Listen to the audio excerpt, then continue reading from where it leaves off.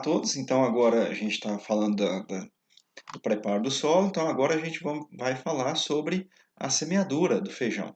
Então, a gente falou já que a gente tem 3 épocas de semeadura do feijão, chamado feijão das águas, que é no início do período chuvoso, né? E então, como o ciclo de 70 a 90 dias, 95 dias, que é o comum, é, é, entre os cultivares carioca chega a 95 dias, feijão das águas, início do período, planta no início do período chuvoso e a colheita vai ser com chuva, no meio do período chuvoso.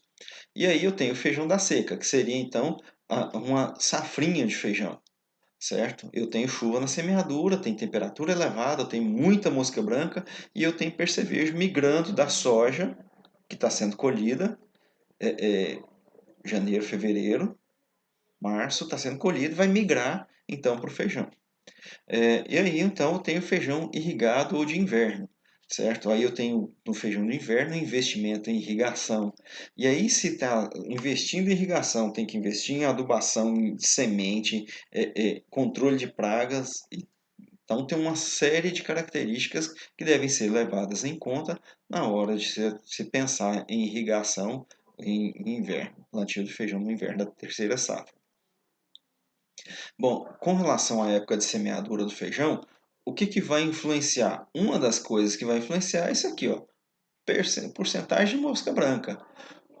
Para o feijão irrigado, então, do inverno, eu tenho aqui, ó, a partir de março, abril, eu tenho a diminuição da população de mosca branca, certo? Então, a partir de abril, principalmente, que ela é acentuada, porque ela diminui a temperatura e aí essa diminuição da temperatura favorece a diminuição da mosca branca, que vai favorecer então o cultivo do feijoeiro, certo? Então, quando eu tenho aqui, ó, outubro, novembro, quando eu tenho início do período chuvoso, eu tenho temperaturas muito altas também e que vão favorecer essa mosca branca. Mosca branca é algo fundamental então para o cultivo do feijoeiro. Tanto é que aqui em setembro, agosto, setembro aqui, eu tenho o vazio sanitário para o feijoeiro. Eu não posso ter feijão no campo. Por quê? Exatamente por causa da mosca branca, certo? E a mosca branca é a transmissão do vírus do mosaico dourado. E aí, então, nessa semeadura, eu tenho que levar em consideração que, para eu definir a população de plantas, eu tenho que observar qual o tipo de crescimento da planta, certo? E aí, esse tipo de crescimento leva em consideração o ciclo, para definir a época de plantio, a época de colheita, leva em consideração, então, a população de plantas. Então, um tipo determinado tem um ciclo mais curto, a planta tem um porte menor, um crescimento menor, quase não tem galhas, e aí então eu tenho que colocar mais plantas por hectare. Olha aqui, ó, tipo 1, o espaçamento menor, ó, de 30 a 50 centímetros. No tipo 2, o espaçamento de 45 a 60. Eu ficaria aqui, assim, 45 a 50. No tipo 3, de 50 a 60, porque são plantas que engalham mais. E aí, então, nessa condição, eu tenho aqui, ó, a quantidade de sementes e a população por hectare que eu vou trabalhar. Então, no tipo 1, eu vou trabalhar com 12 até 15 sementes por metro. Depende da qualidade da semente, do vigor, da germinação. Dependendo dos parâmetros da semente, também vai influenciar a quantidade de plantas por metro. Mas vamos falar que é uma semente boa, de qualidade, idônea, sem doença. O que vai acontecer? Bem tratada, eu vou colocar de 10 a 12 sementes no tipo 1, que é uma planta que cresce menos. No tipo 2 e 3, eu vou trabalhar aqui com 8 a 12 sementes por metro. No tipo 3, eu posso trabalhar com 8 sementes por metro. Tá? Porque o que acontece? A gente falou da soja e a gente fala aqui. Quando a gente tem pouca planta por metro quadrado, no feijoeiro e na soja, elas têm um crescimento compensatório. Elas vão crescer para preencher aquele espaço. No caso do milho, esse crescimento compensatório já é muito pequeno. Então, eu tenho que trabalhar no milho, eu tenho que trabalhar assim com a população de plantas muito mais bem definida, mais caprichado na hora de distribuir essas sementes. No caso do feijão e da soja, eu tenho uma abertura maior uma tolerância maior às falhas de distribuição, certo? Mas aí, então, aqui no tipo 2, eu trabalho sempre acima de 10 plantas por metro. No tipo 3, eu considero de 8 a 12 sementes, a depender da qualidade da semente.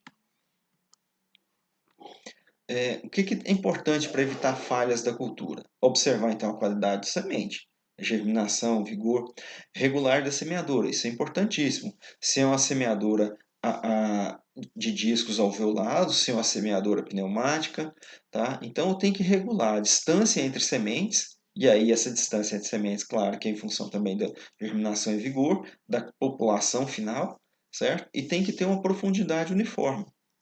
Se o solo não tem uniformidade, isso vai ser mais complicado.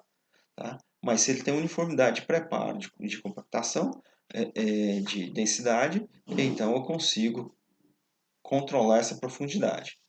Na hora da semeadura, claro que eu posso semear no pó, eu posso semear com solo seco, mas é um risco.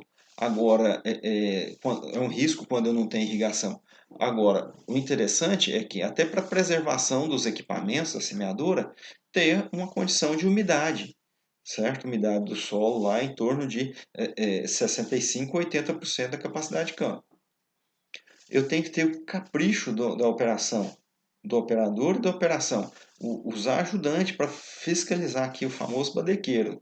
E aí, então, hoje tem semeadoras que são mais avançadas tecnologicamente do que essa da imagem, então que não gasta a necessidade de um ajudante. E aí, então, eu tenho essa semente, principalmente quando eu planto com discos alveolados, eu tenho que ter a semente padronizada em termos de tamanho.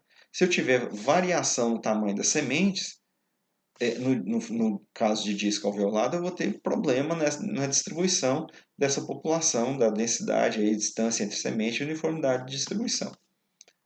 E eu tenho que ter cuidado com linhas coincidentes com o local de roda do trator. O que acontece? Aonde o trator pisa, o solo é mais compactado.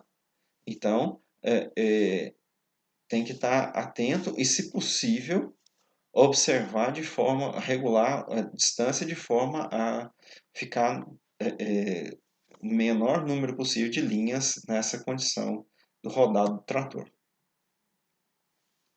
Então, o que acontece? Uma questão muito utilizada no feijoeiro é salvar a semente de um ano para o outro, certo? E aí, então, tem um trabalho aqui mostrando a diferença de rendimento, tá?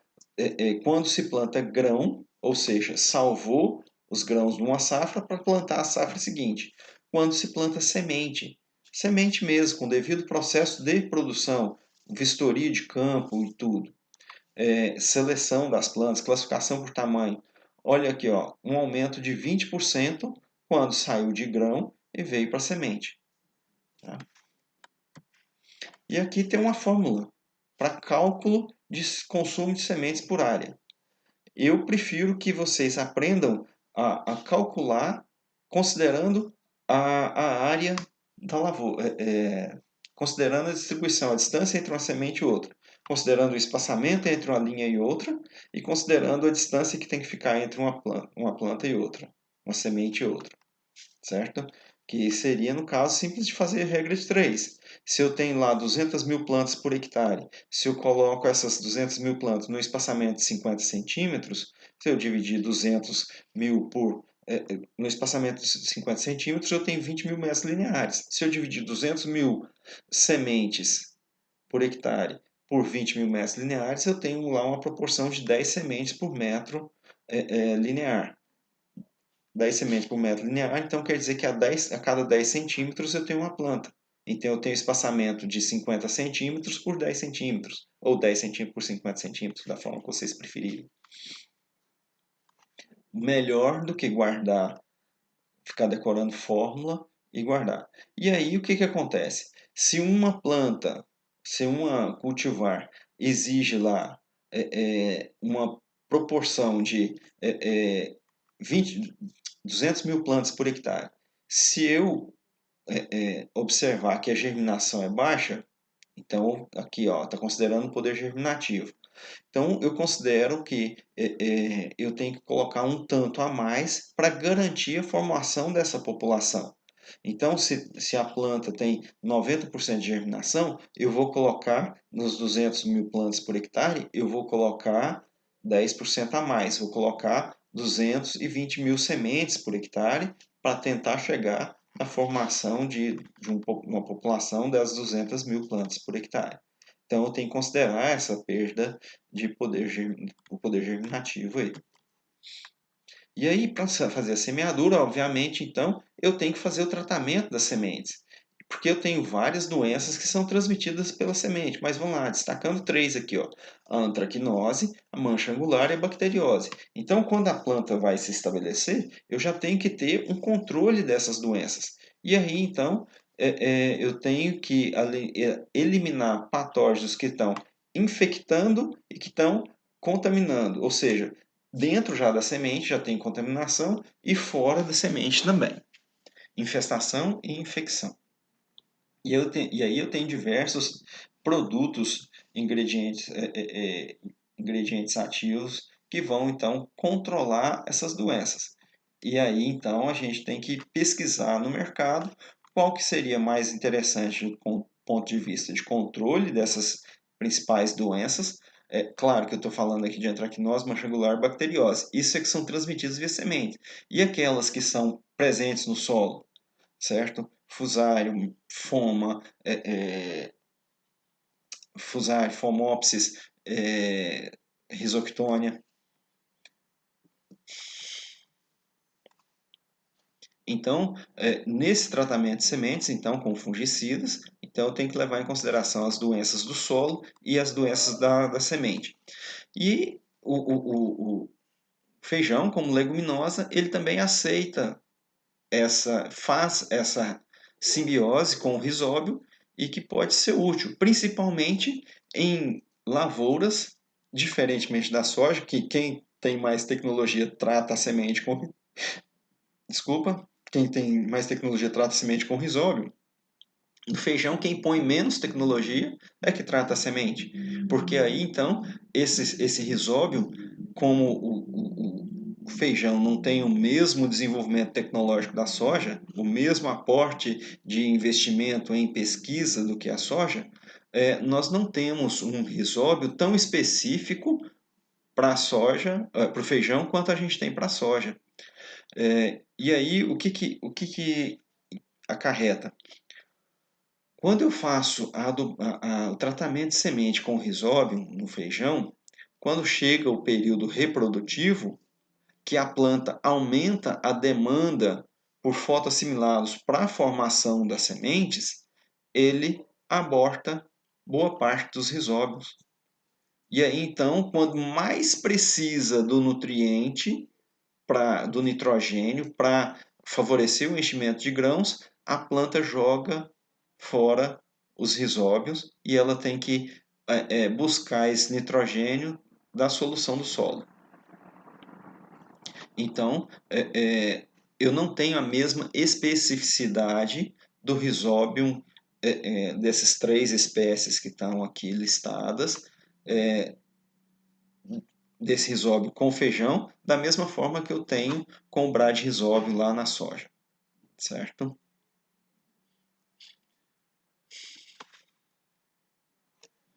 E aí, eu tenho que ter alguns cuidados de fazer essa inoculação, né? Então, inoculação, a gente tem lá o rizóbio, é uma bactéria, não pode ficar exposto à radiação, então tem que ser à sombra. Quando eu vou inocular, eu tenho que tratar a semente e semear no mesmo dia, e eu tenho que semear em solos com boa umidade, porque se tiver com baixa umidade, esse rizóbio vai morrer também, não vai ter condição de se desenvolver. Então, o que vai afetar essa inoculação? A quantidade de água do solo, a quantidade de água utilizada na hora de líquidos usados na hora do tratamento da semente, a condição de aeração do solo, se tem oxigênio lá dentro do solo para essas bactérias utilizarem, certo? A temperatura, se for o solo, a gente mostrou o gráfico mostrando a variação da temperatura quando é sistema de plantio direto e a variação da temperatura quando é sistema de plantio convencional. Sob sistema de plantio convencional, o solo vai esquentar mais, pode afetar a nodulação. E a questão de nutrientes. O que acontece? Para tratar a semente com Bride Resolve, é preciso tratar também com cobalto e molibdênio. Cobalto é essencial para a bactéria, molibdênio é essencial para o metabolismo do nitrogênio dentro da planta, dentro das plantas, tá bom? E aí os resultados dessa inoculação? O resultado depende muito. O solo é corrigido?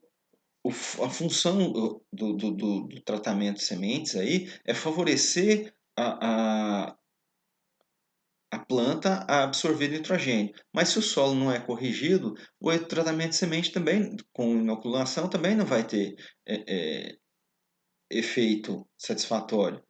A adubação com nitrogênio no suco, com adubação no suco com nitrogênio em baixas quantidades, quando eu coloco inoculante e adubo com nitrogênio, eu promovo uma competição. Por que a planta vai utilizar da bactéria se ela tem nitrogênio disponível? Então, ela vai ter preferência por absorver o nitrogênio, o que vai dificultar o processo de inoculação. Tem a questão de validade e armazenamento desse inoculante. Muitas vezes o inoculante ele é mal armazenado e está vencido, e tem que tomar cuidado para que ele seja adequadamente utilizado. Se o solo tem baixo conteúdo de fósforo, o fósforo a gente tem que lembrar do ATP, é energia. Então, como que a planta vai inocular, vai fazer a simbiose, se o fósforo não permite, então, o fósforo disponível não permite a planta fornecer os fotoassimilados que a bactéria precisa. Então, a deficiência de fósforo até afeta a formação e o funcionamento dos nódulos, certo?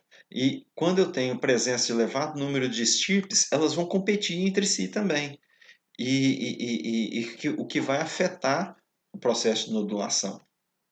Então, o processo de nodulação no feijoeiro é muito diferente do processo de nodulação na soja e tem resultados bastante controversos também, diferentes daqueles da soja.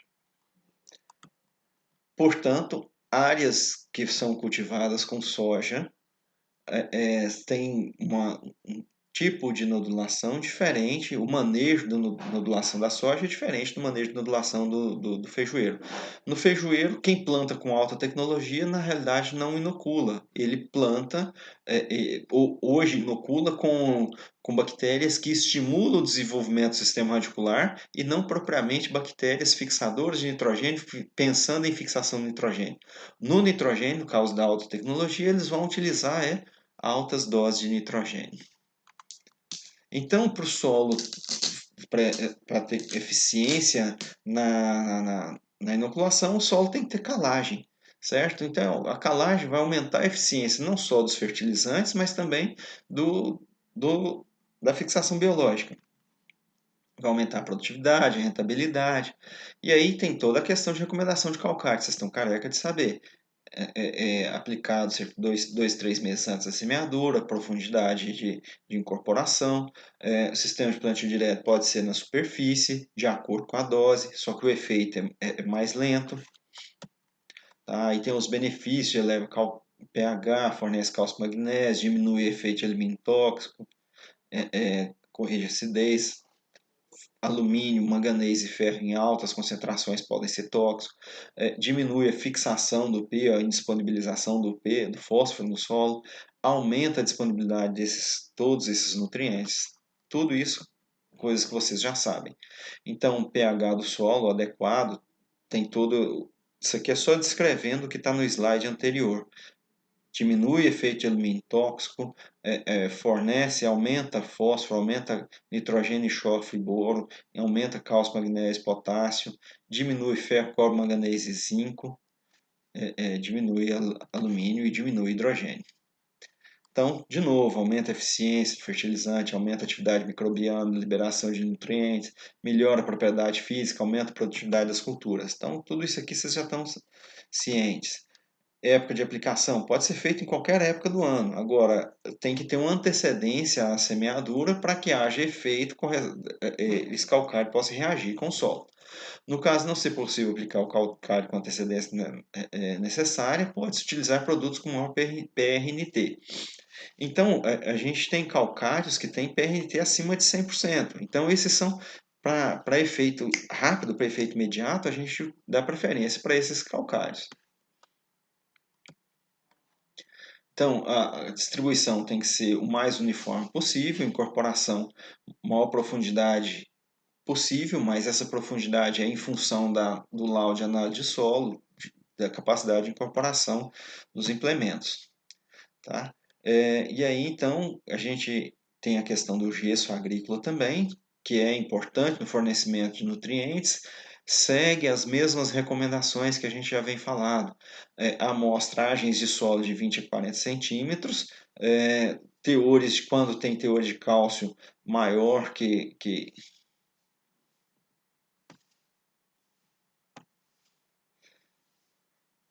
teor de cálcio menor, aqui está errado, aqui é menor que 4 centimol, isso mesmo, tá certo, esse teor de cálcio menor que 4 milimol de cálcio, saturação de alumínio igual ou maior do que 40, nessa profundidade, então recomenda-se o calcário. E aí o calcário, o gesso fornece cálcio e enxofre, certo? E aí, olha só, o fornecimento de enxofre, maior teor de cistina, aminoácido essencial lá no feijoeiro.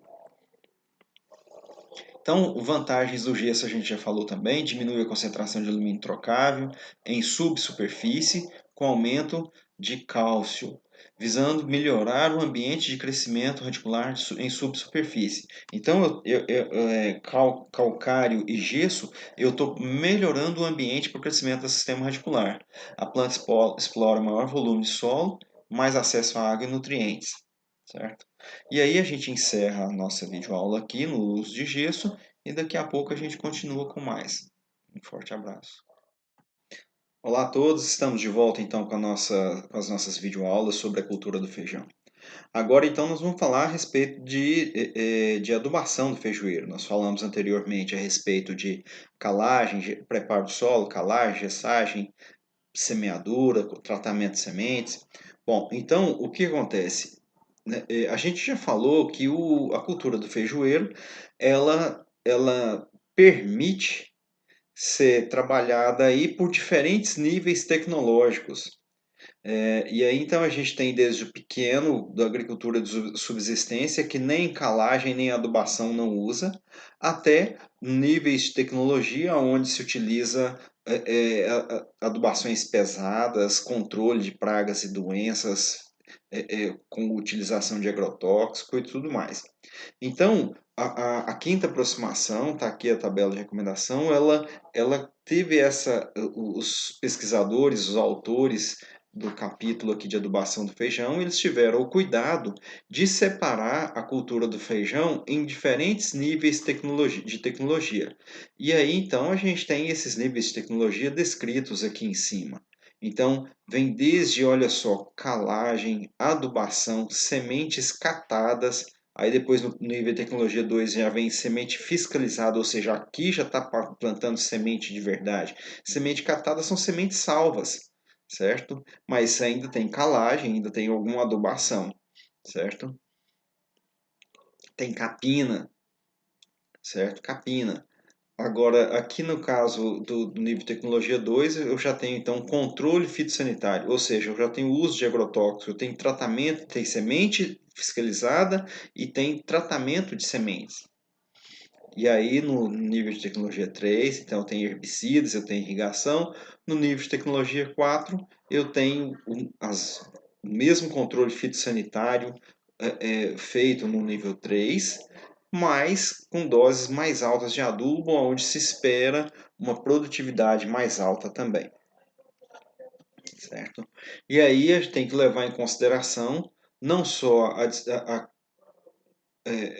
a quantidade de NPK ser aplicado, certo? Mas também os outros nutrientes. E por isso, então, nessa tabela de recomendação, fala-se então de calagem, certo? Então a adubação ela vem na semeadura e a calagem, então a gente tem o preparo do solo prévio então para a cultura do feijoeiro, certo?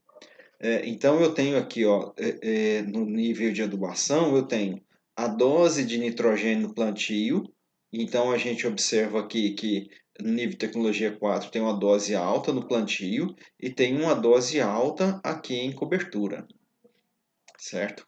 Que é aquilo que a gente falou a respeito da inoculação desse feijoeiro. Então, o nível de tecnologia 4 não vai estar inoculando. Quem vai estar inoculando seria, então, aqui no nível de tecnologia 1 ou 2, certo? E aí, levando em consideração que eu posso estar nesse nível de tecnologia 1 ou 2, até diminuindo a dose de nitrogênio aplicado em plantio e em cobertura. No mais, eu tenho que estar, então, observando a questão de fornecimento de enxofre, e aí isso aqui pode ser enxofre elementar ou pode ser enxofre do gesso agrícola, do sulfato de cálcio. A necessidade, então, de estar se colocando o zinco e estar se colocando boro também nessa adubação. E aí esse zinco e esse boro, eles podem ser feitos via solo, preferencialmente deve ser feito via solo. Tem como, então, fazer a mistura desse zinco e boro lá no adubo NPK, no adubo formulado, certo? No adubo de plantio, então já faça a adubação com esses micronutrientes. E aí, então, a gente viu lá que o nitrogênio é dividido em adubação de plantio e cobertura. Então, esse nitrogênio ele pode ser todo ele aplicado em cobertura, dependendo do nível de tecnologia, da quantidade de nutrientes, matéria orgânica do solo. Então, quando em cobertura, o N deve ser aplicado aqui nas fases entre V3 e V4, ou seja, da primeira à terceira folha trifoliolada. A primeira à quarta folha trifoliolada. O solo arenoso, o que acontece? Eu tenho que tomar cuidado com as doses de nitrogênio, porque eu posso ter lixiviação desse nitrogênio. Então, uma das formas de diminuir a lixiviação é a aplicação desse nitrogênio parcelado. Quando eu tenho irrigação, eu posso estar parcelando também esse nitrogênio e eu vou ter então um efeito melhor desse nitrogênio aplicado no solo. E aí, então, com irrigação, eu posso parcelar em até 3 vezes. E aí, quando eu trabalho lá no nível de tecnologia 4, eu posso, então, não aumentar ainda a dose até um nível de resposta desse feijoeiro. Ok? E aqui, só para mostrar que o feijoeiro responde, então, a doses de enxofre. Então, eu posso estar colocando aqui, olha só, de acordo com esse trabalho crucial aqui, o feijoeiro teve resposta aqui até 40 quilos de enxofre por hectare. Ele respondeu com um incremento de produtividade. Com relação a micronutrientes, então a gente falou do zinco e do boro, que ele possa fazer esses micronutrientes no adubo de plantio. Então, o que acontece? Deve-se dar preferência para fazer esses micronutrientes no solo. Porém, eu posso estar observando, posso estar colocando esses micronutrientes também via adubação foliar. Nada impede de fazer isso. A questão é, quando o agricultor vai adquirir o fertilizante, o fósforo, ou vamos lá, que ele vai plantar com MAP, por exemplo, ele pode pedir para misturar nesse MAP os micronutrientes, certo? Então, a fonte de fertilizante utilizada para plantar, seja formulado, seja adubo simples, ele pode estar sendo misturado, então, um micronutriente nesse fertilizante. E aí, então, eu tenho que estar observando a planta quanto a sintomas visuais de deficiência. Eu tenho que fazer a diagnose foliar. Essa diagnose ela pode ser visual ou ela pode ser através do laudo de análise de folha. Porém, quando eu faço essa análise, essa diagnose foliar e que eu percebo alguns sintomas de deficiência nessa planta, o dano já foi causado. Então, eu tenho que tomar muito cuidado com essa diagnose foliar visual, porque quando eu detecto alguns sintomas de deficiência ou toxidez, o dano na planta já foi causado. Até eu conseguir contornar esse dano causado, eu vou ter então uma menor produção por planta e, consequência disso, menor produtividade. E aí então eu tenho que conhecer as condições favoráveis à deficiência e à correção dessa deficiência, certo? E eu tenho que promover, fazer análise química do solo e identificar quais os macro e micronutrientes eu tenho que estar adicionando. E a diagnose foliar, através da análise de tecido foliar, eu posso estar identificando então quais as plantas, quais os nutrientes estão embaixo na planta e planejar uma forma de tentar mitigar esse problema, essa deficiência, através de uma aplicação foliar que é rápida, ou planejando para a próxima safra. Então, no solo não tem um micronutriente e na folha não. Então, eu tenho que planejar a adubação para uma próxima safra. Normalmente, então, a adubação com micronutrientes é feita com essas doses descritas aqui. Não vamos discutir uma por uma, mas vamos lá. Destaques para boro, destaques para molibdênio, destaque para cobalto, zinco e cobalto. Cobalto, então, é essencial então, para fixação biológica. Então, cobalto vai ser utilizado quando estou trabalhando com fixação, é, com fixação biológica, fixação com FBN, com inoculação das sementes. O molibdênio ele é fundamental no metabolismo do nitrogênio e o zinco ele é estrutura importante para o crescimento da planta, tá? E é muito carente em solo de cerrado. Então, cobalto, zinco, molibdênio e boro são fundamentais então para no plantio do feijoeiro. E aí então a gente tem aqui respostas do molibdênio. Olha só, 80 gramas até 80 gramas por hectare aqui a gente teve resposta, segundo essa equação Rocha 2008. Então, é um micronutriente pela quantidade muito pequena que é utilizada desse elemento. Tá? Certo? Então, ele tem resposta na planta até 80 gramas. Dependendo do solo, pode ter uma resposta maior, uma maior dose ainda. Então, para essa condição específica, então 80 gramas por hectare. E a adubação foliar, ela não pode ser encarada como substituto da adubação realizada no solo. Então, a adubação foliar, ela é feita de forma a permitir que haja uma correção de alguma falha na adubação do solo, certo? E à medida, então, que eu faço essa correção, a preferência é que o nutriente seja colocado no solo e que ele seja absorvido pelas raízes. Para quê? Para que não haja, então, sintomas de deficiência desses nutrientes lá no sistema radicular. Então, não é recomendado para culturas anuais como feijão. Isso aqui é um controverso, né? Ele pode ser feito, mas principalmente quando eu tenho uma condição uma condição de deficiência, uma condição de baixos teores na folha. Eu vou conseguir melhorar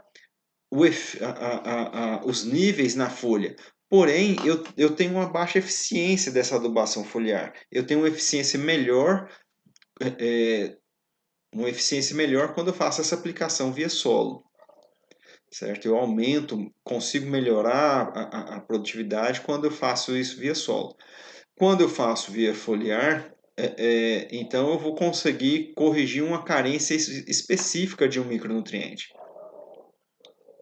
E quando necessária, tem que ser feito, tem efeito rápido, mas sem qualquer efeito em culturas subsequentes, ou seja, não tem efeito residual, porque quando se aplica na folha, o alvo é a folha e não o solo. E aí essa folha, esse micronutriente é absorvido e metabolizado, e a grande maioria dele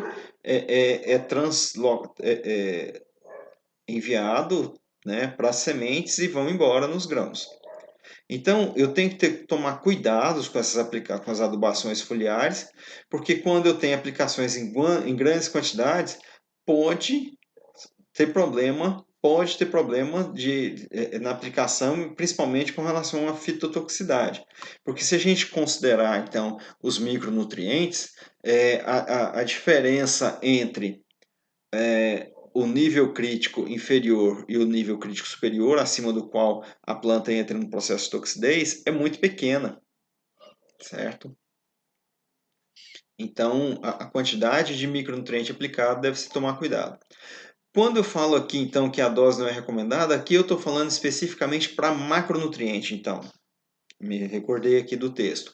Não é recomendado para culturas anuais como feijão. Então, aplicar NPK, cálcio, magnésio e enxofre via adubação foliar, eu não tenho eficiência. Para micronutriente eu ainda tenho algum, mas eu não vou conseguir suprir a demanda da planta aplicando NPK, cálcio, magnésio e enxofre, macronutriente via folha. Bom, e além da adubação química de solo, eu posso estar trabalhando também com a adubação verde. Essa adubação verde tem uma série de vantagens. Então, para quem está cursando a disciplina de plantio direto, você já deve ter visto isso aqui. Proteção do solo, suprimento de matéria orgânica, descompactação, estruturação e aeração, redução da infestação de planta daninha, aumenta a capacidade de armazenamento de água no solo, fixação de nitrogênio da atmosfera, melhoria do aproveitamento de eficiência dos fertilizantes. O que é essa adubação verde? Então, previamente, antes de plantar o feijão, planta-se uma crotalária, por exemplo, e quando essa crotalária chega no florescimento, essa crotalária ela é ceifada e essa palhada na superfície do solo vai constituir, então, um adubo verde aonde será plantado o feijão. E aí a gente já viu isso aqui, causa de baixa fertilidade, então a gente tem ausência de calagem, a gente tem adubação inadequada, a gente tem sementes inadequadas, a gente tem erosão e a gente tem um manejo inadequado de pragas, doenças e plantas daninhas. Então, esses 6 itens, eles resumem então os principais motivos de baixa produtividade das lavouras de feijão, certo? Sendo que a questão das sementes, né? E a gente já comentou a questão e viu a diferença, um trabalho científico mostrando a diferença de 20% quando se utilizou semente e quando se utilizou grãos para semear a lavoura. E aí, então, essas plantas daninhas, então, elas vão ser causa de perdas, né, da cultura. E aí a gente tem os danos diretos e os danos indiretos. Danos diretos a gente tem desde a alelopatia e a competição. Competição por água, luz, nutrientes, CO2 e espaço físico. E aí os danos indiretos, a gente tem pragas e doenças, sendo as plantas daninhas sendo hospedeiras de praga e doença. A gente vai ter a contaminação dos grãos com sementes de plantas daninhas, com presença de plantas daninhas, e vai ter dificuldade na hora da colheita, vai causando, então, essas sementes vão causar perda da qualidade do produto devido à contaminação. Então, o feijão, ele é uma planta que tem um crescimento inicial lento. Com os primeiros 20 dias, eles são fundamentais, porque cresce devagar, tem uma área foliar pequena, deixa o solo suscetível à erosão e também suscetível, então, à infestação por plantas daninhas. É uma planta bastante sensível à competição com plantas daninhas. A gente viu que tem um sistema radicular bastante raso, é uma planta C3, então é uma planta que tem baixa capacidade competitiva, tem um sistema radicular raso, tem um porte baixo e ainda um crescimento inicial lento. Então são fatores que afetam aí no relacionamento da cultura do feijoeiro com as plantas daninhas. E aí a gente já falou, a planta C3, com melhor desenvolvimento em temperaturas amenas, e tem um baixo ponto de compensação luminosa.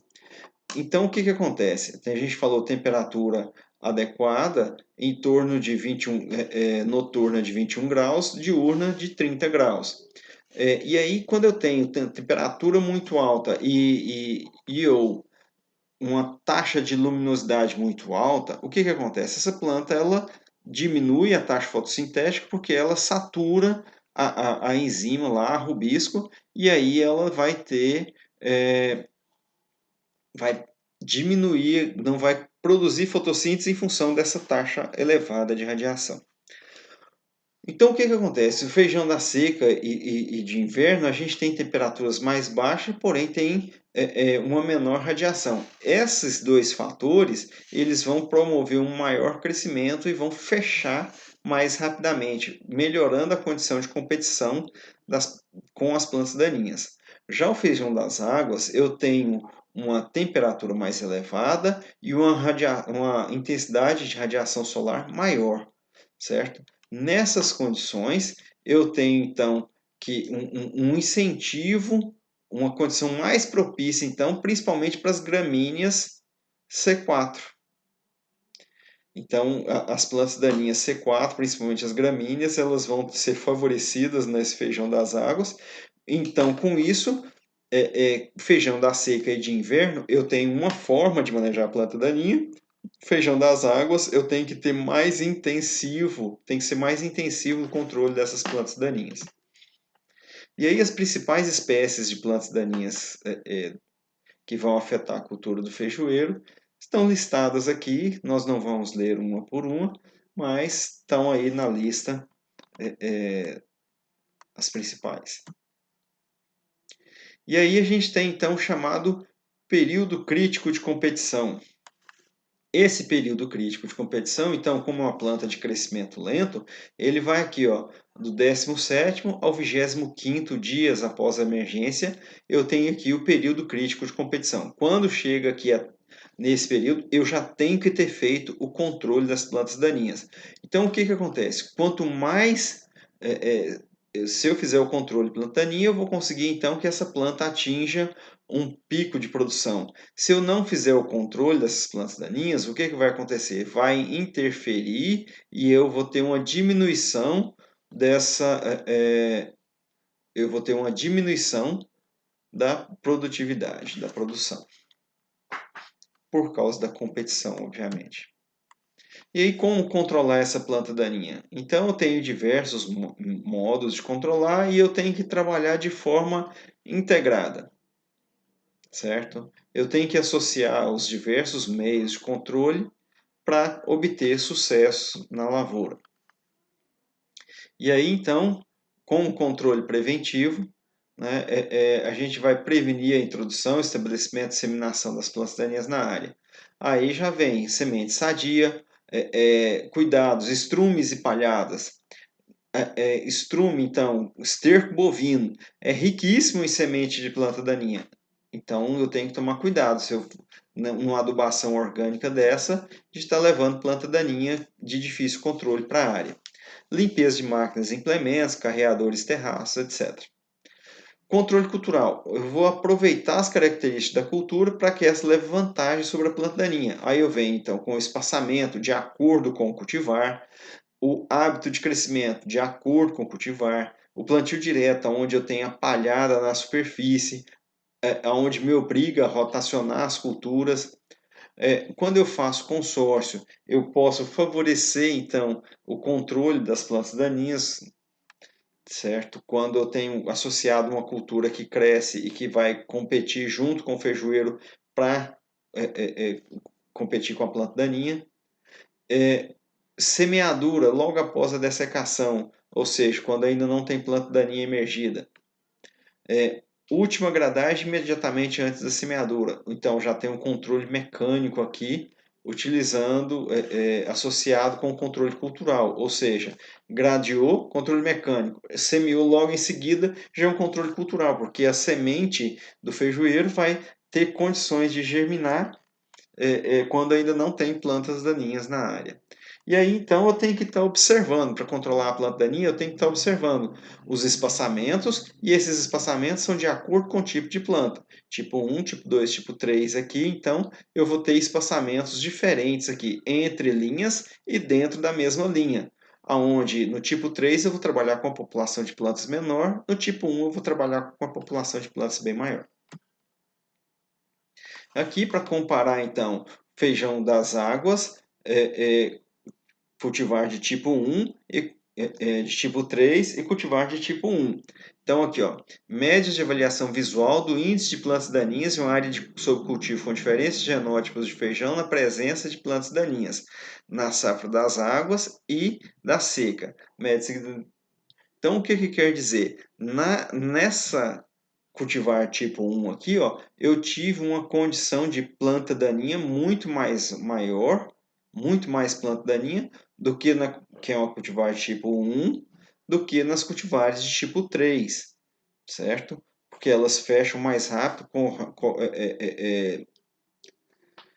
elas cobrem a área mais rápido, tem uma condição melhor de competição do que a tipo 1.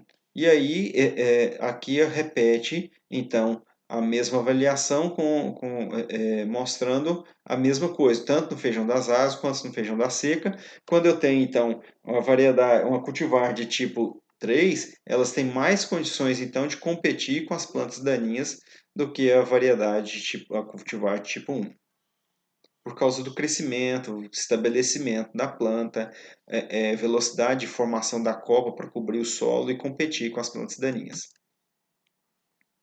E aí, então, associando então esse controle cultural, controle preventivo, com o químico, então eu vou ter então aí uma baixa infestação de plantas daninhas na área, atrapalhando a cultura. Então, o controle químico aí, então, a gente vai utilizar os herbicidas, é prático, eficiente, eu faço em grandes horas, em grandes áreas, em época chuvosa, eu tenho formas de trabalhar aí a controlar as plantas daninhas, tanto na cultura, na dessecação, quanto com a cultura, os pós-emergentes aí. Então, a desvantagem tem a questão do ambiente, tem a questão de tecnologia, de necessidade de equipamento e mão de obra qualificada. Esses herbicidas eu posso fazer a aplicação em pré-plantio, que é aplicado antes da semeadura, no caso da dessecação. Eu tenho o chamado pré-plantio incorporado. Esse pré-plantio incorporado já não existe mais. Isso aqui não é feito mais. O que se tem hoje, então, é a aplicação em pré-plantio, dessecação e em pré-emergência. Ou seja, quando eu tenho aqui, ó, faço a semeadura e logo em seguida a semeadura eu faço a aplicação de herbicidas que vão afetar a germinação das sementes de planta daninha, mas não vão afetar a germinação das sementes do feijoeiro. E aí eu tenho pós-emergência, então, aplicado a pós-emergência da cultura e das plantas daninhas. Ou seja, são produtos seletivos que vão matar as plantas daninhas nas quais elas entrarem em contato, mas não vai matar o feijoeiro. E aqui, então, a gente traz os principais herbicidas recomendados para a cultura do feijão. E a gente tem, então, o ingrediente ativo nessa primeira coluna, produto comercial na segunda coluna, e aqui o alvo. Por que o alvo? Porque quando eu falo, quando eu aplico, por exemplo, o Basagran, o meu alvo são as folhas das plantas daninhas. Quando eu aplico aqui,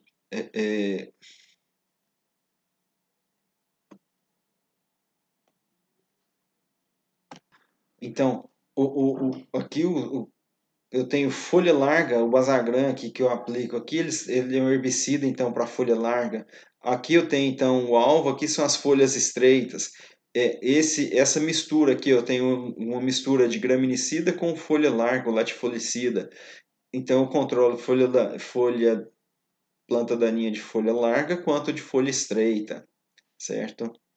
Então, aqui a gente tem os principais herbicidas e aqui os alvos, folha larga, folha estreita, certo?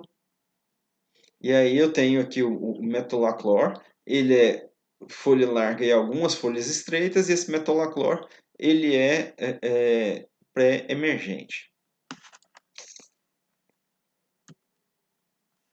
Bom, e aqui então, eu mostrei aqui no slide anterior, eu tenho esse fomesafen aqui, E tem um outro herbicida aqui, deixa eu ver aqui, Imazamox. Imazamox. Não está aqui, ó, Imazamox, Sweeper. Sweeper e Robust, Fomezafem. Aqui é o Flex, Fomezafem. Flex sozinho, certo? Que é o Fomezafem sozinho. E Robust, Fluazefop mais Fomezafem. E esse Imazamox sozinho. O que eu quero mostrar para vocês? É que esses produtos, então, tanto o Flex, quanto o Fomezafem, quanto o Imazamox, são para controlar plantas daninhas de folha larga na cultura do feijão. Porém, esses produtos, eles deixam um efeito residual grande na cultura do feijoeiro. Então, eles vão ter efeito fitotóxico quando for plantar a cultura do milho. Então, eu tenho aqui, ó, dias após a aplicação. Quando eu tenho aplicação de Fomezafem, olha só, 120 dias após a aplicação, se eu tiver chuva de 6 milímetros por dia, olha só, 120 dias chovendo 6 milímetros por dia, eu ainda tenho o efeito residual aqui do Fomezafem. À medida então que diminui a quantidade de chuva, eu tenho um efeito residual maior desse Fomezafem no solo. Ele vai ser problema para a germinação do milho, certo? Vai causar fitotoxidez no milho se eu plantar esse milho com menos de 120 dias após a aplicação. E aqui a questão do Imazamox. Quando eu tenho uma condição de, de chuva, eu até consigo diminuir esse efeito residual desse produto no solo quando tem bastante chuva. Olha aí, 6 milímetros, eu zero o Imazamox no solo. Porém, quando não chove, fazendo essa aplicação num pivô central, no início do período seco, o que vai acontecer? Esse produto vai ficar armazenado no solo. E aí não vai ter, então, vai ter efeito residual no solo e vai afetar a próxima cultura. Então, eu tenho que tomar cuidado com qual produto herbicida eu estou utilizando para controlar a planta daninha na cultura do feijão, para não deixar efeito residual para a cultura subsequente, no caso o milho. Então, plantou feijão no início do feijão das águas, no início do período chuvoso, na hora da dessecação, e eu vou colher o feijão e plantar milho safrinha. Então, na hora de fazer, de controlar a planta daninha no feijão, eu não posso estar utilizando Fomezafem e nem estar utilizando Imazamox. Por quê? Porque senão depois eu não vou conseguir então fazer a semente de milho, formar um estande de milho na lavoura. Nós encerramos então nossa videoaula aqui. Se tiverem dúvida, por favor, entre em contato. Forte abraço a todos. Olá, estamos de volta então para falar agora a respeito das pragas da cultura do feijoeiro. E aí eu gosto bastante desses esquemas aqui que associam a fase vegetativa, as fases fenológicas, com a época que as pragas, as principais pelo menos, vão estar causando prejuízo na cultura do feijoeiro. Na cultura, eu gosto disso para todas as culturas, mas aqui no caso então a cultura do feijoeiro. Então, desde o início aqui eu tenho as pragas de solo. Essas pragas de solo nós vimos lá na cultura do milho, no ano passado, no semestre passado, nós vimos na cultura da soja. São as mesmas. Então, com destaque aqui, então, para lagarta elasmo, lagarta rosca, a larva da diabrótica, larva da vaquinha, os corós. Então, são pragas que logo no início vão causar dano aqui, então, no estabelecimento da plântula. E essas pragas elas vão estar presentes, vão estar causando problema aqui até que próximo do V4, às vezes depois do V4, né? E aí então a gente tem, a partir do momento que a planta começa a desenvolver as folhas, a gente tem as pragas desfolhadoras, né? A gente tem que lembrar que desde formiga cortadeira até então as lagartas, lagarta do cartucho, lagarta falsa medideira, tem uma série de lagartas, então, que vão causar desfolha, né, nesse feijão. E aí a gente tem aqui, ó, a larva minadora. Ela é uma larva que abre galerias, então, na folha do feijoeiro. Ataca, tem outras larvas minadoras que atacam outras culturas também, mas que provocam, então, a produção de etileno. Lembra que a gente falou de quando você tem temperatura alta, as lesões existentes nas folhas vão começar a produzir etileno? E aí o que acontece? Produz etileno e vai ter então abortamento de flor e vagem nova. Certo? Por quê? Porque tem lesão nas folhas. E aí então a principal praga da cultura do feijão, sem dúvida nenhuma, é a mosca branca. Então a mosca branca, principalmente quando a gente está plantando é, é, nas primeira e segunda safras, né, no feijão das águas, no feijão da seca, essa mosca branca ela vai ser um problema na transmissão de viroses. E aí, então, olha só, o problema ele começa desde a emergência e vai até aqui, próximo aqui de quando a planta está enchendo grãos. Tá? Outras pragas, problemas estão listadas aqui, ó. Cigarrinha verde e trips.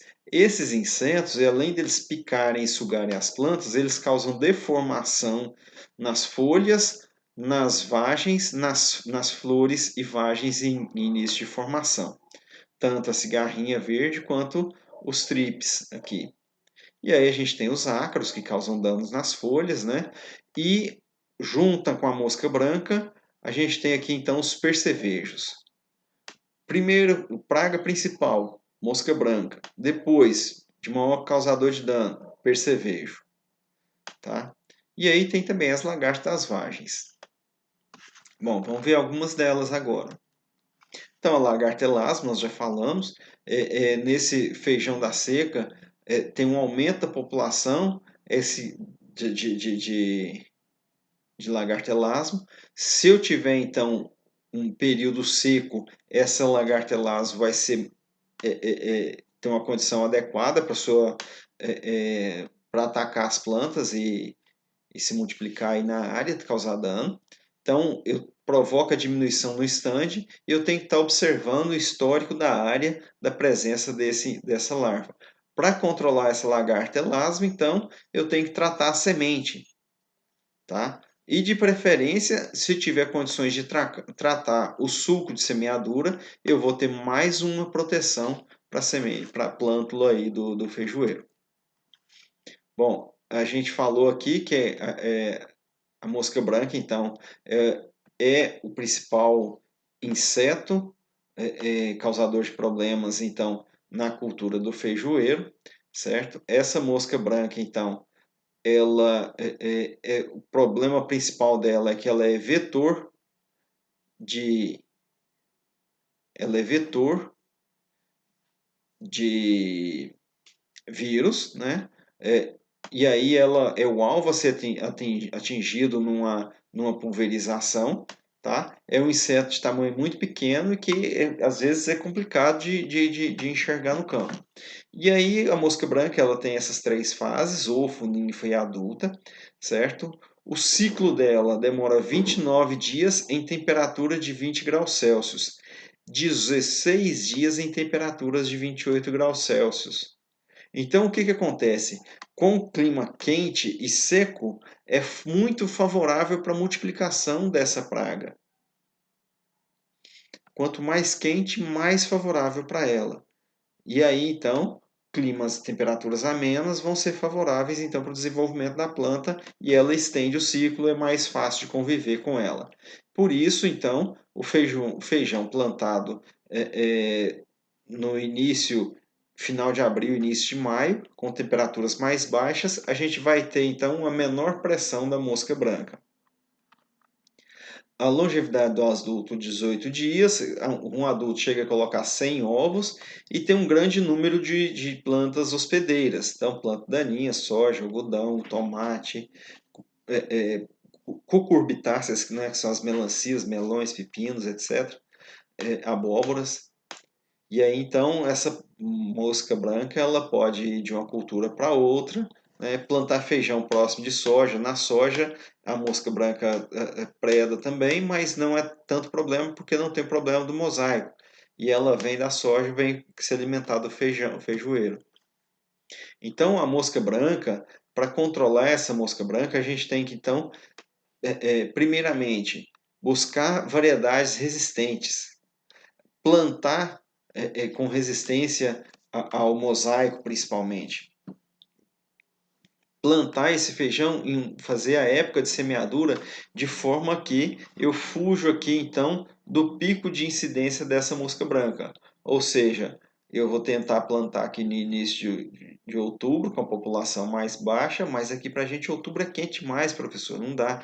Realmente, então você tem que tomar cuidado então para fazer um bom tratamento de sementes e já estar preparado para assim que houver emergência fazer pulverizações na área, que é então o nosso feijão aqui da região, que é o feijão, feijão das águas. Muitos agricultores aqui da região têm o histórico de plantar esse feijão. É um plantio arriscado, porém muita gente tem sucesso, outros nem tanto. Então eu vou buscar uma época de semeadura, olha só. O feijão irrigado para a nossa região aqui é fantástico, porque tem uma menor pressão do inseto. E aí então eu tenho o controle químico que eu vou utilizar então, desde o tratamento de semente e logo após a emergência eu vou estar utilizando, é, é, logo após a emergência eu vou estar utilizando pulverizações foliares. E aí tem os métodos alternativos, né? Armadilha, é, uma placa amarela. Se a área é pequena, eu posso instalar placas amarelas com óleo, pode ser até óleo de cozinha, que a mosca branca ela tem atração por essa coloração amarela, e ela assenta na placa e fica grudada lá. Seria uma armadilha.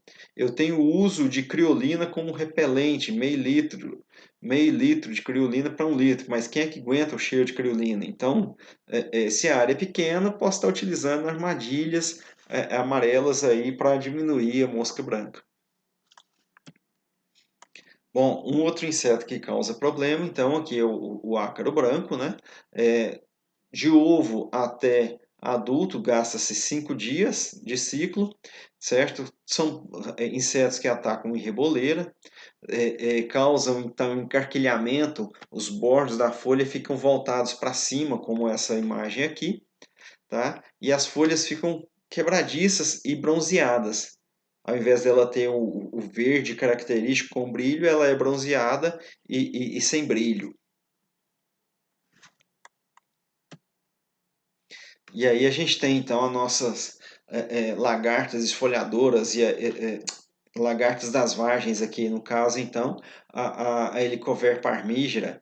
Essa Helicoverpa então ela é uma lagarta muito voraz e que a partir do florescimento ali, ela então começa a comer flor, vagens novas, vagens mais velhas. Mas a partir do florescimento ela começa a causar mais problema.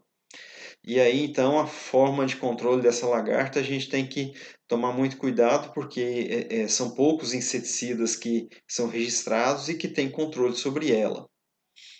Mas as tecnologias de bacilos thuringienses funcionam nela. Precisa, então, acertar o time de aplicação, a hora certa de pulverização e utilizar, então, o produto biológico, né? O Bacillus thuringiensis é um deles, e também os químicos registrados, tá? E aí, então, tem que manter a população em nível que não cause dano econômico, observar a flutuação da população, então tem que ter monitoramento, observar a condição climática e o sistema de cultivo, de forma a manter essa helicoverpa e as outras lagartas das vargens em baixo nível. Uma praga não muito comum, mas que causa dano sério, aqui é é uma planta de soja, mas acontece isso aqui também no feijão. As lesmas. E aí, para controlar essas lesmas, quando eu tenho então uma situação de plantio direto que tem palhada, muita matéria orgânica, eu posso criar uma condição propícia para a multiplicação de lesmas. E aí muita gente já entra com grade, com arado, com calcário, para matar essas lesmas. e mesmo assim tem algumas situações onde não é possível e ainda assim o agricultor tem que utilizar de lesmicida. Então tem produto químico então para controlar essa lesma no nas culturas, mas não é pulverizado na lavoura. São feitas, são iscas atrativas, né, onde são colocadas por exemplo, em torno de um pivô, na reboleira, em torno da reboleira, que vai ter atração, então, vai atrair essas lesmas e vai matar essas lesmas, mas elas vão entrar em contato com o veneno. Bom, agora a gente fala então das principais doenças, certo? A cultura do feijoeiro, a gente chama ela de cultura hospital, porque é uma cultura que tem muitas, mas muitas pragas e muitas doenças, certo? É, então, a gente tem aqui 108 fungos que causam doenças no feijoeiro. A gente tem aqui é, 19 vírus e 17 bactérias, então, que vão causar problemas aí na cultura do feijoeiro. É, E aí, com destaque para o mosaico dourado, transmitido principalmente pela mosca branca, nós temos aí destacado a antracnose, mancha angular, mancha alternária, oídio, mofo branco e fusário. Aqui não está na ordem das principais, não, mas essas eu colocaria mosaico, antracnose e mofo branco como as principais doenças da cultura do feijoeiro, certo?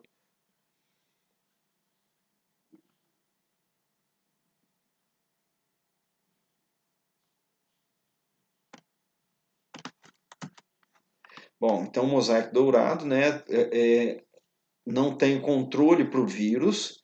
O controle é do vetor do vírus, que no caso então é a mosca branca.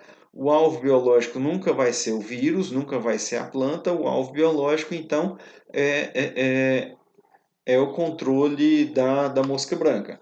Agora, como controlar? Em que fase do feijoeiro controlar a mosca branca? Eu tenho que controlar a mosca branca antes mesmo de eu implantar a cultura. Quando eu implanto a cultura, eu tenho que colocar a semente tratada. Se eu puder pulverizar a área, se eu identificar que tem mosca branca na área antes do plantio, eu faço a pulverização da área antes de plantar, porque eu tenho que baixar a pressão da mosca branca na área para diminuir então o mosaico dourado. E aí então, outra forma de controle que a gente já comentou é a existência então de cultivar resistente então ao mosaico dourado, certo?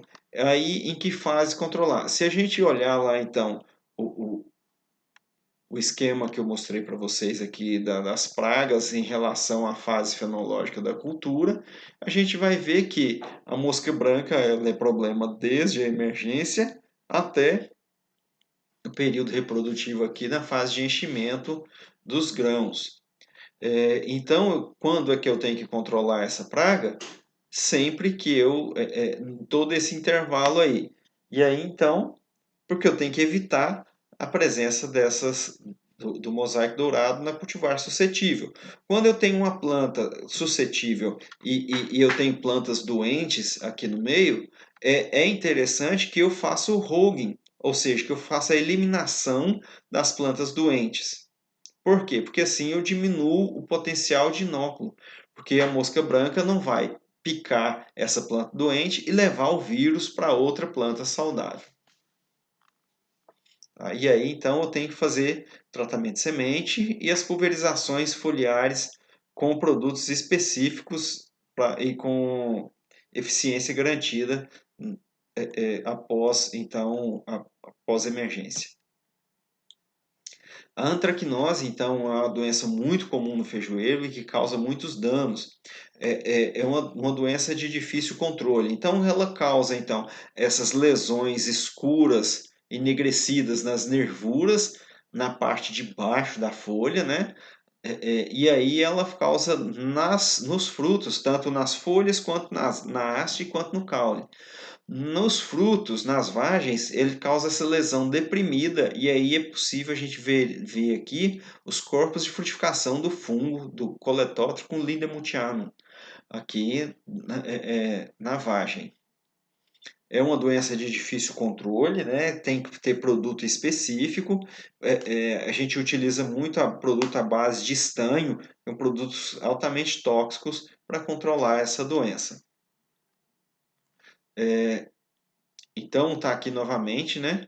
A antracnose, Coletótrico lindemutiano, as lesões circulares deprimidas, marrom escuro, e ela é transmitida via semente. Então, também tem que fazer o controle dessa.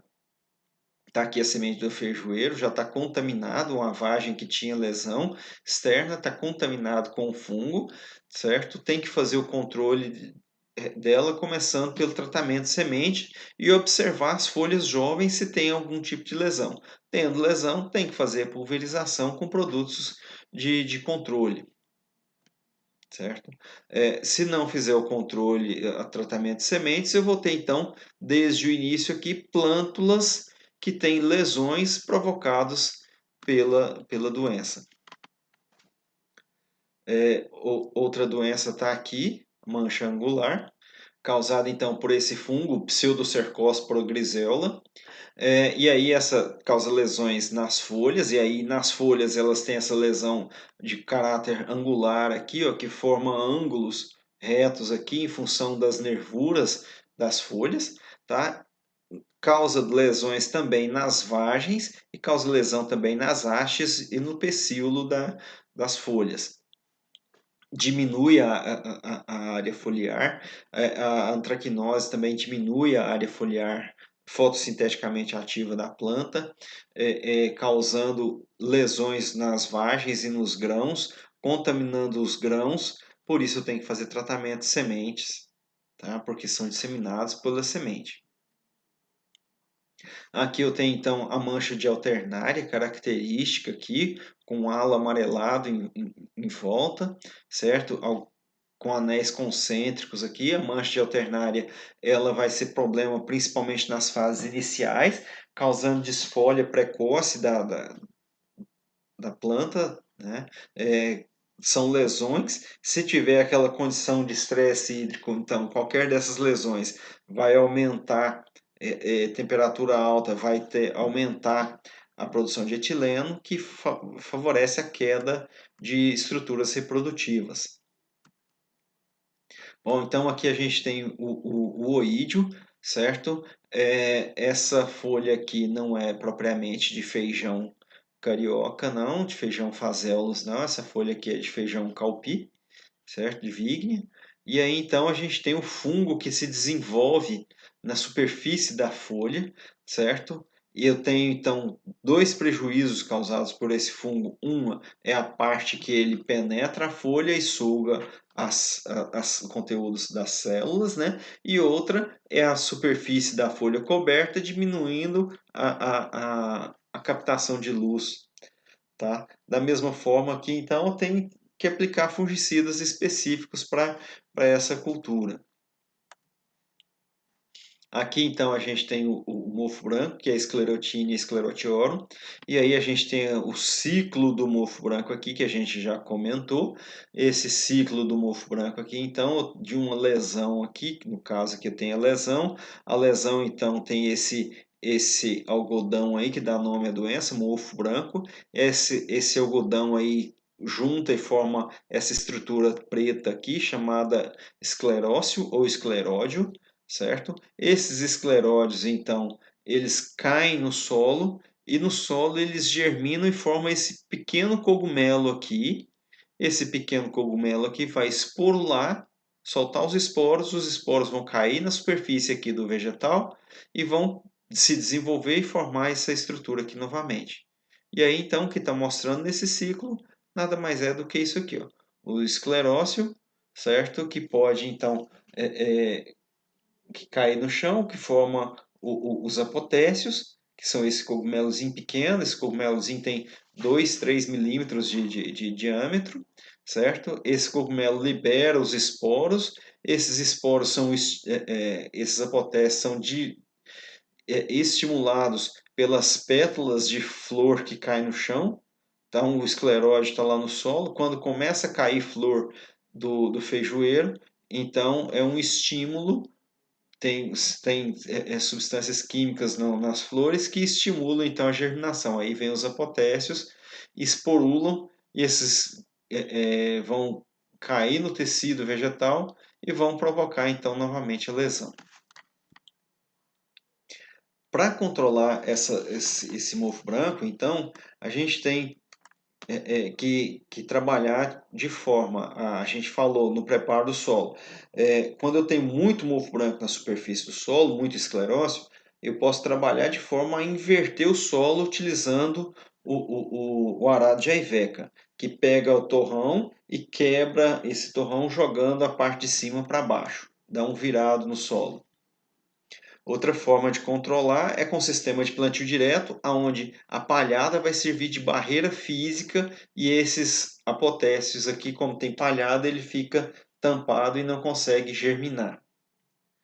E no mais, então, eu tenho que utilizar produtos protetores e curativos, fungicidas, que vão na superfície da planta matar o fungo, fazer o fungo secar, ou vão dar proteção à planta. Ou seja, a planta está com o produto sistêmico, quando o esporo tenta penetrar, ela tem o fungicida dentro de si e não permite então.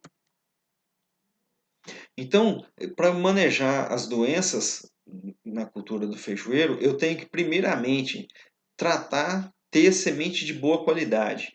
Então, a gente já mostrou questão de semente, plantar grão ou semente salva e plantar semente fiscalizada, tem diferença. Eu tenho que fazer tratamento de sementes, então, com os fungicidas. A rotação de culturas, ela vai ajudar nesse tratamento, nesse manejo de doenças. Eliminação de restos vegetais. Então, o que acontece? Quando eu tenho rotação de culturas, colher o feijão, eu vou entrar com uma outra cultura e como o feijão é leguminosa, ela vai se decompor rapidamente e vai ter essa eliminação. Eliminação no sentido de tirar a palhada do feijão e levar embora não é viável, certo? Eu tenho que observar aqui a época de ocorrência da doença, qual a condição climática que é mais favorável para a doença, para eu definir qual é a época de semeadura. Tem que escolher o local para instalação da cultura.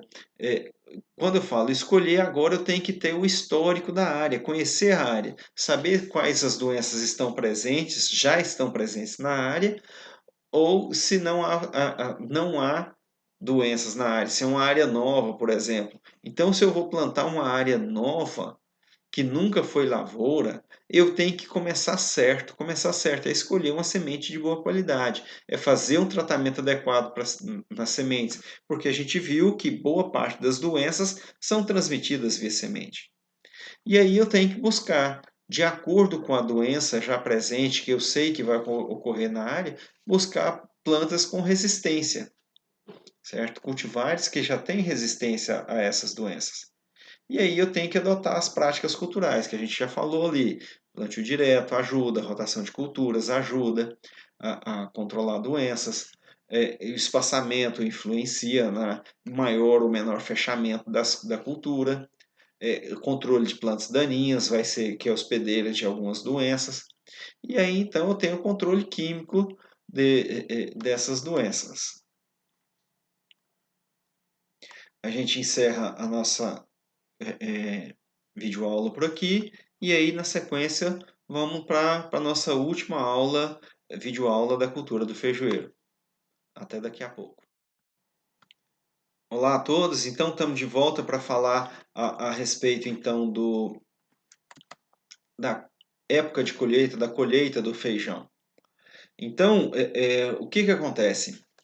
A gente falou aqui sobre todo o processo produtivo, semeadura, controle de planta daninha, controle de praga, controle de doenças, adubação. E aí, então, agora resta falar a respeito da colheita do feijoeiro.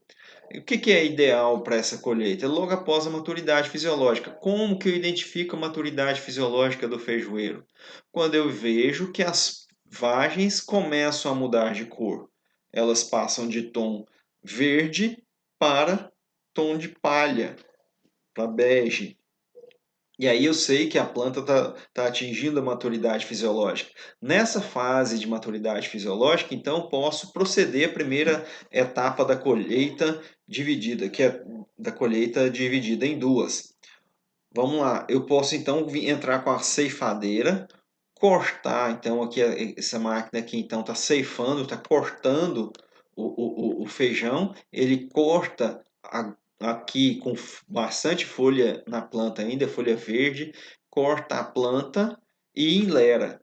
Essa planta agora ela vai secar na leira, ou seja, no monte de palha junto. Essa leira ela tem que ser virada a depender do clima ela tem, e do volume de massa, aí tem que ser virada para secar por igual.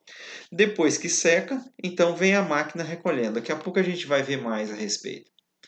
Quando eu tenho maturidade fisiológica, então essa é feita em duas etapas. Eu posso ter a colheita também direta dos grãos, onde eu venho com a máquina aqui colhendo. Mas para isso, então, o que eu vou fazer? Eu vou aplicar um herbicida dessecante aqui, e aí então vai secar, vai haver uma uniformização, essa planta vai secar em pé, vai haver uma uniformização da maturação das vagens e eu vou entrar com a colheita direta numa única fase de colheita. Nessa etapa aqui da maturidade fisiológica, eu só consigo colher utilizando a ceifadora, certo? E aí por quê? Porque eu tenho uma umidade muito grande nos grãos, eu tenho muitas vagens verdes e eu não vou conseguir debulhar sem causar danos aos grãos. Então, na prática, ocorre quando ocorre a mudança da coloração das vagens, de verde para creme palha.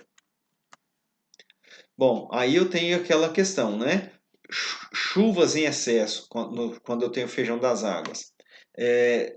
Quando eu trabalhava em campo, né? Tinha um agricultor que ele sempre falava que eles todo ano eles plantavam feijão, plantavam quase 1.000 hectares de feijão de sequeiro, feijão das águas, e ele sempre falava que quando chove na época da colheita do feijão, que é bom, porque quem for eficiente vai conseguir colher. Quem não for eficiente vai deixar o produto perder no campo. E aí o preço vai ficar melhor para quem conseguir colher, certo? Só que o que acontece? É uma visão que ele tinha que ele falava que para uns ganhar, outros têm que perder. Mas vamos lá. Chuva na colheita vai, quando eu tenho a planta lá com maturidade fisiológica e tal, vai ter problema, vai causar problema na qualidade dos grãos, certo? Aí o que vai acontecer? O preço de comercialização vai ser menor, o feijão vai ficar manchado, tem algumas situações em que o feijão começa a germinar dentro da vagem quando tem muita chuva, muitos dias de chuva, e aí o agricultor só vai perdendo preço.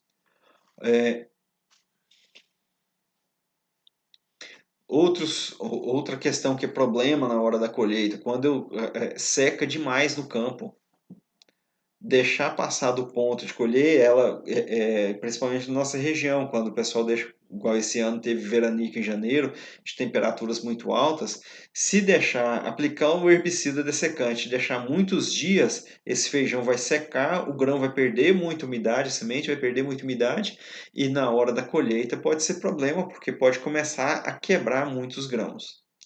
E é claro que colher na presença de plantas daninhas é mais difícil, causa contaminação da, da, dos grãos com a semente, com parte das plantas daninhas, além de sujar o grão. Se eu pegar então a planta nesse estágio aqui de maturação fisiológica, o que vai acontecer? Os grãos eles vão estar com máximo peso, com a coloração mais branca e vai ter o melhor valor. Se eu deixar sujar com a seiva do leiteiro, por exemplo, que é uma planta daninha, Euphorbia heterofila, vai causar problema na qualidade no preço do feijão.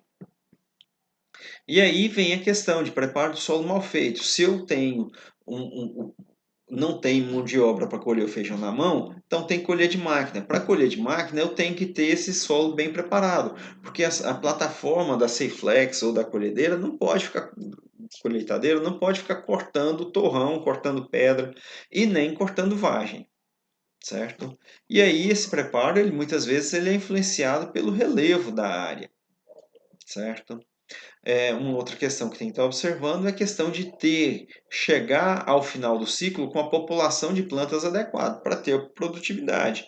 A gente falou lá dos componentes de produção, um deles é a população de plantas. Se tiver a população de plantas adequado, com o número de vagens por planta adequado, número de grãos por vagem, peso de 100 grãos, grãos bem formados, eu vou ter uma boa produtividade.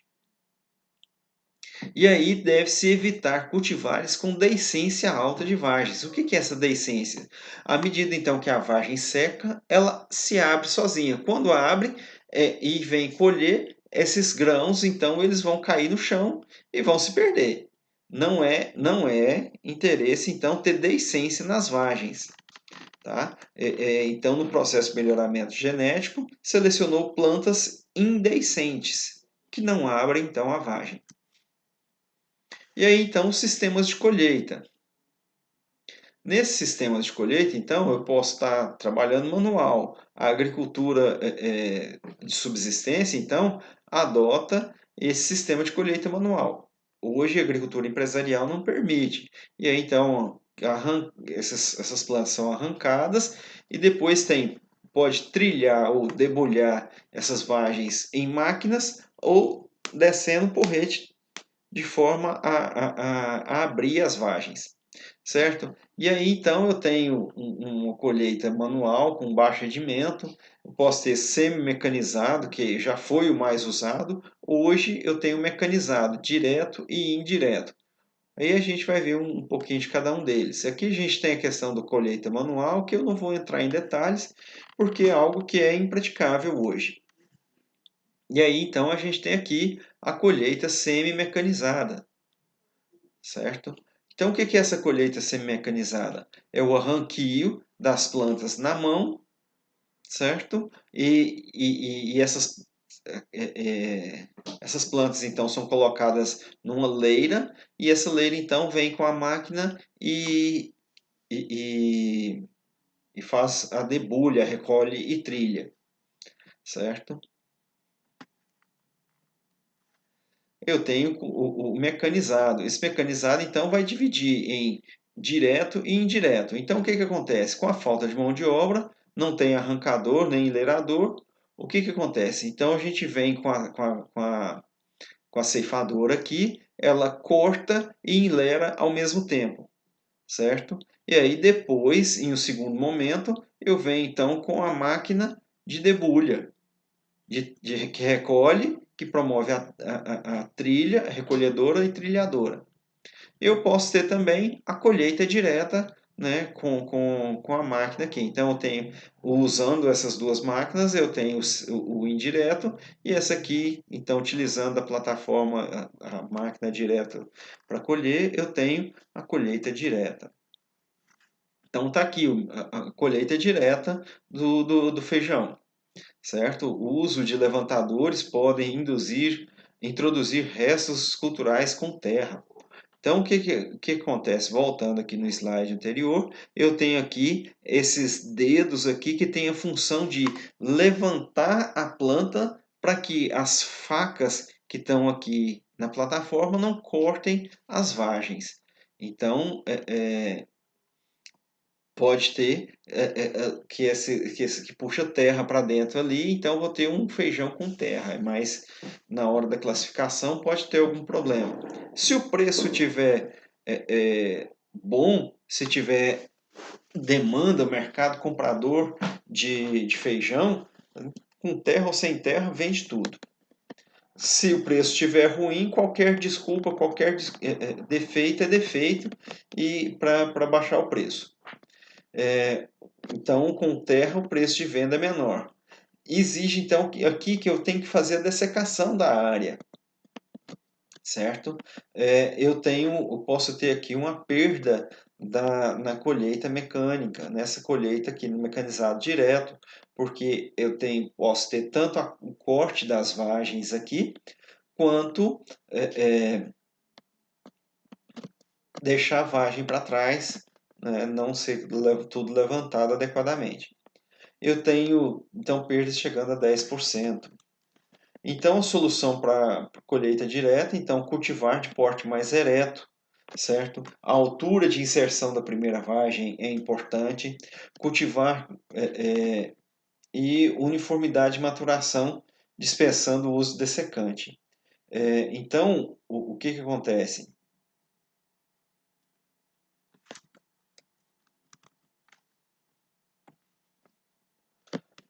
Essas três soluções aqui são importantes para definir uma forma de manejar a lavoura. Então, eu tenho aqui o mecanizado indireto, onde eu tenho a ceifa mecânica e depois eu tenho a trilha mecânica. Aqui eu tenho então o preparo adequado, então preparo sem nivelamento, preparo com nivelamento. E aqui além de nivelado, eu tenho aqui ó, sinais aqui de que passou o rolo compactador. Aqui onde não foi feito esse trabalho de nivelamento ou de passar o rolo compactador, eu tenho aqui então uma desuniformidade aqui do terreno. Isso aqui para colher com máquina vai dar trabalho, esse aqui.